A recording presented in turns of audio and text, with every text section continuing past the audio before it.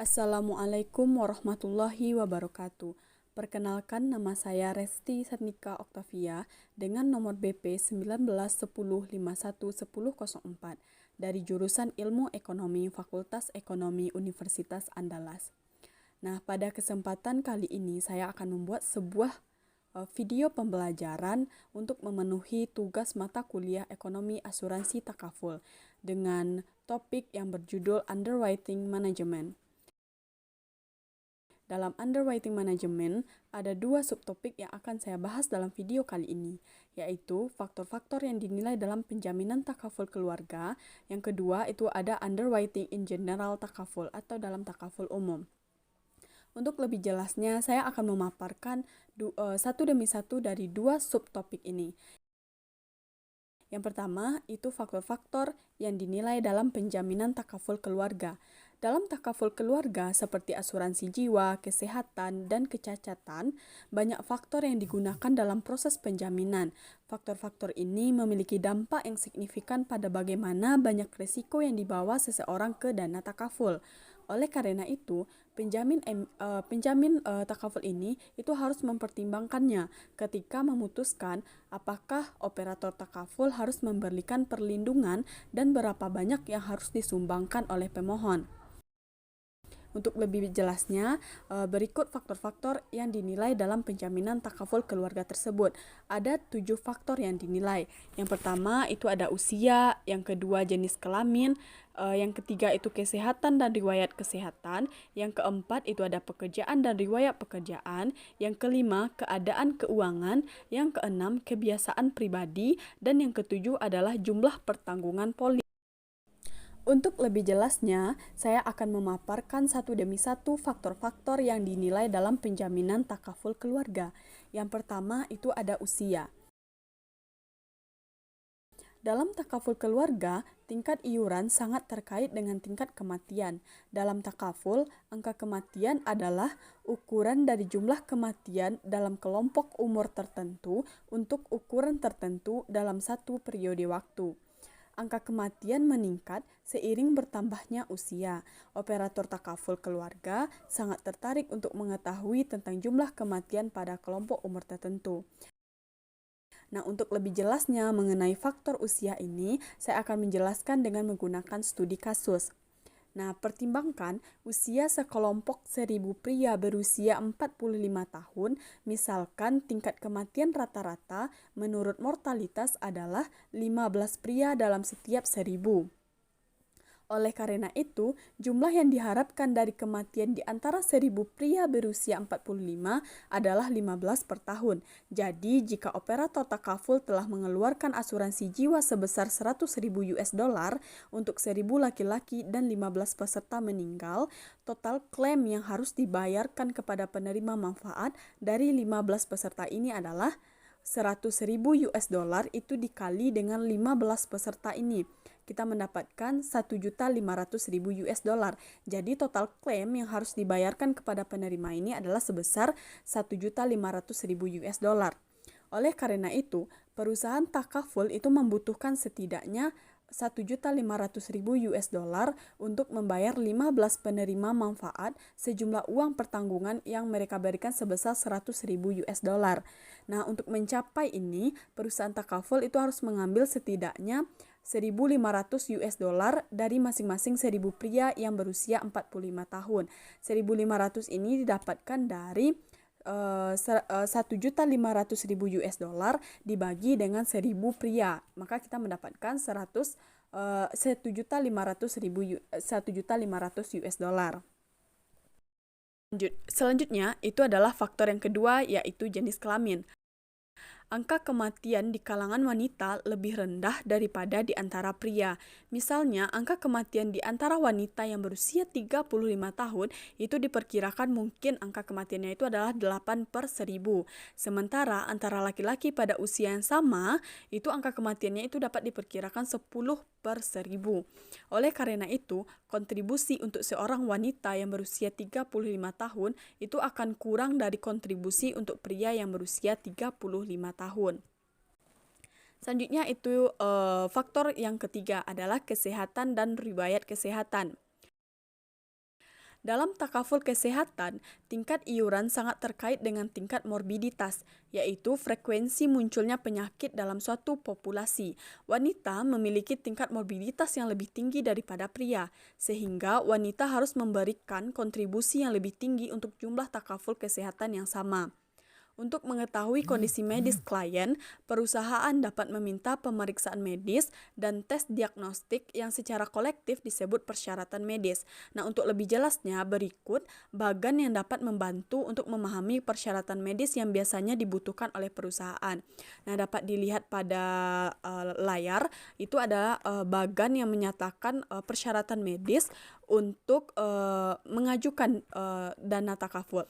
Nah, catatan penting dari tabel ini adalah yang pertama, untuk usia di atas 60 tahun dan untuk kehidupan di bawah standar di atas 55 tahun, ketentuan khusus akan berlaku sebagaimana ditentukan dalam pedoman penjaminan dari dana takaful.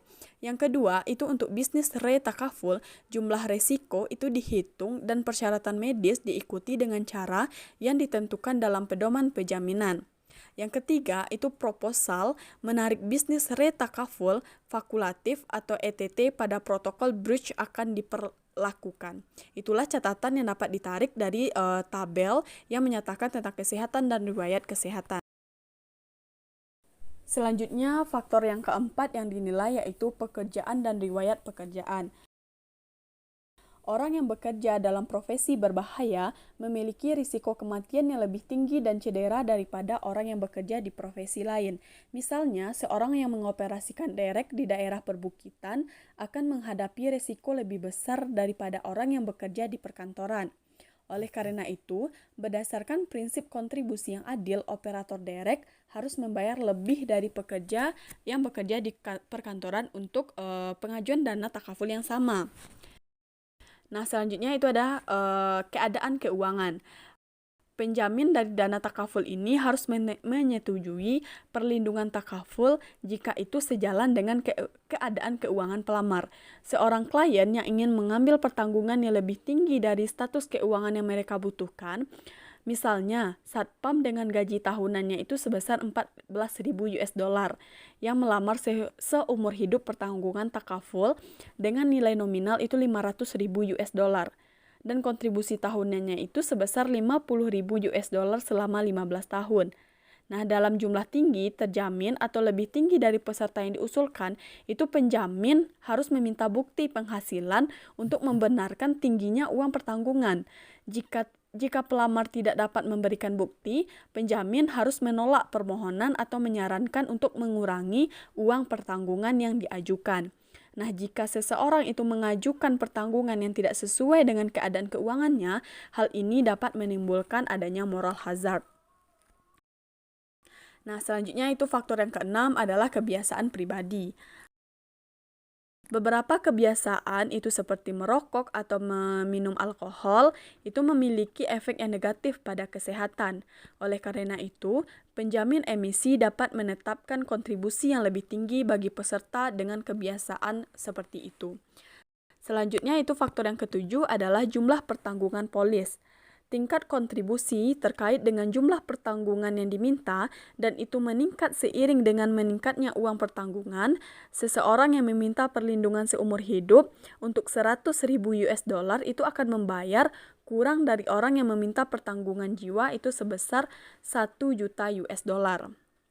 Untuk lebih jelasnya mengenai jumlah pertanggungan polis ini, saya dapat menjelaskan dengan menggunakan dua studi kasus. Nah, studi kasus yang pertama itu takaful kelompok keluarga. Misalnya, seorang operator takaful ingin menghitung kontribusi peserta untuk skema takaful kelompok keluarga berikut, yaitu jumlah klien yang akan ditanggung adalah 10.000. Uang pertanggungannya sebesar 100.000 US dollar. Tingkat kematiannya adalah 21 kematian per tahun di setiap 10.000 orang. Total jumlah klaim yang harus dibayar dalam 1 tahun adalah, kita dapat mencarinya dengan mengalihkan tingkat kematian dengan uang pertanggungannya, yaitu tingkat kematiannya adalah 21 kematian per tahun di setiap 10.000 orang dikali dengan uang pertanggungannya sebesar 100.000 US dollar. Maka kita mendapatkan total jumlah klaim yang harus dibayar dalam 1 tahun adalah 2,1 juta US dollar. Nah, selanjutnya itu kontribusi yang akan dibebankan kepada setiap klien. Kontribusi yang akan dibebankan kepada setiap klien itu dapat kita cari dengan membandingkan total jumlah klaim yang harus dibayar dalam 1 tahun dengan jumlah klien yang akan ditanggung, yaitu 2,1 juta US dollar dibagi dengan 10.000 dari jumlah klien yang ditanggung. Maka kontribusi yang akan dibebankan kepada setiap klien adalah 210 US dollar. Nah, oleh karena itu, perlindungan menunjukkan bahwa setiap peserta itu membayar 210 US dollar per tahunnya atau setiap tahun kepada operator takaful untuk memungkinkan operator membayar klaim kematian kepada penerima manfaat dari 21 peserta di 1 tahun. Selanjutnya itu studi kasus mengenai takaful keluarga individu. Seorang operator takaful ingin menghitung kontribusi peserta untuk orang A yang telah mengajukan pertanggungan takaful keluarga yang bersifat perorangan. Uang pertanggungan atau nilai nominalnya itu sebesar 100.000 US dollar. Durasinya selama 19 tahun. Jenis kelamin orang A ini adalah pria yang berusia 37 tahun. Orang ini berprofesi sebagai insinyur. Nah, dalam pengajuan dana takaful ini, kontrak tambahan yang diminta dari orang A ini adalah tunjangan pendapatan keluarga atau FIB sebesar 20% selama 19 tahun dan manfaat ganti rugi akibat kecelakaan atau EIB. Nah, tingkat kontribusi tahunan dasar untuk uang pertanggungan yang sebesar 1 juta US dollar adalah 52,56 US dollar. Namun, orang A telah meminta pertanggungan untuk 100.000 US dollar. Oleh karena itu, kontribusi tahunan orang A ini adalah 100 US dollar itu dikali dengan 52,56 US dollar, maka didapatkan 5.256. Nah, kemudian kita cari tarif EIB atau manfaat ganti rugi akibat kecelakaannya, yaitu 4/100.000 US dollar.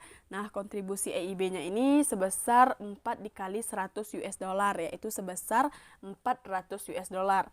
Nah, kemudian kita mencari dengan tarif FIB atau tunjangan pendapatan keluarganya yang sebesar 20% selama 19 tahun, maka didapatkan 20,62.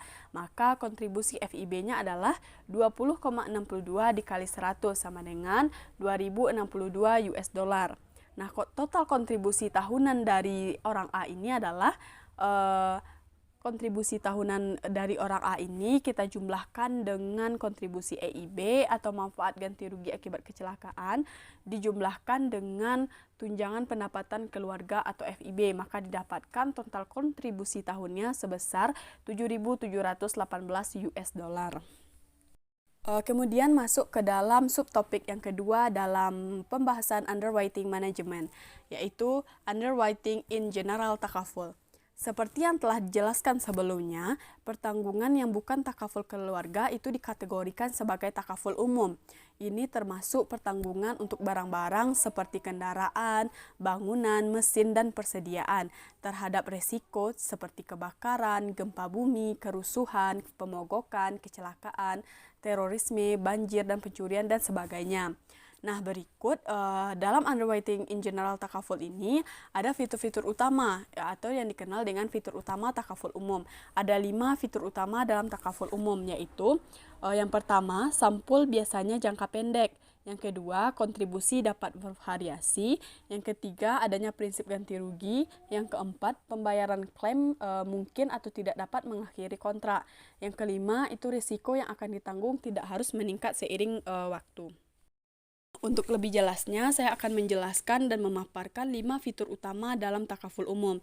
Yang pertama, sampul biasanya jangka pendek.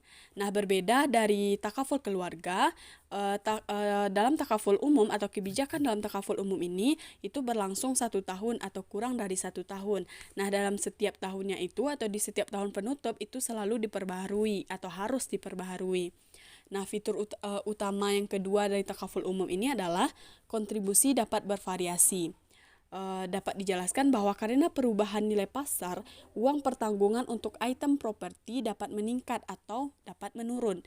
Jika klaim berhasil dibuat, itu kontribusi dapat meningkat ketika pertanggungan itu diperbaharui. Selanjutnya, fitur utama dari takaful umum yang ketiga adalah prinsip ganti rugi. Semua penutup dalam takaful umum itu didasarkan pada prinsip ganti rugi, yaitu bahwa peserta yang mengajukan klaim harus dikembalikan ke keadaan keuangan yang sama sebelum kerugian terjadi. Misalnya, jika mobil peserta dicuri, klaim dibayar dengan maksud agar peserta dapat mengganti mobil mereka dengan membeli mobil jenis yang sama dengan mobil yang dicuri. Selanjutnya, fitur yang keempat yaitu pembayaran klaim mungkin atau tidak dapat mengakhiri kontrak. Berbeda dengan pertanggungan dalam takaful keluarga yang berakhir ketika peserta meninggal dan klaim dibayarkan kepada penerima, perlindungan takaful umum dapat berlanjut. Jika item properti rusak sebagian, operator takaful itu membayar klaim kerugian yang sebagiannya kepada peserta dan pertanggungan berlanjut sampai jangka waktu berakhir. Nah, fitur yang terakhir atau fitur yang kelima dari fitur utama takaful umum adalah resiko yang akan ditanggung tidak harus meningkat seiring waktu. Nah, dalam takaful keluarga, angka kematian itu meningkat setiap tahun, sehingga meninggalkan resiko kematian. Nah, secara umum, dalam takaful umum, resikonya tidak selalu meningkat. Misalnya pada manajemen penyaminan di motor, kelautan, atau takaful tunai lainnya. Baiklah, sekian pembahasan dan penjabaran mengenai dua subtopik yang saya bahas mengenai topik underwriting management dalam mata kuliah ekonomi asuransi takaful. Sekian dan terima kasih. Assalamualaikum warahmatullahi wabarakatuh.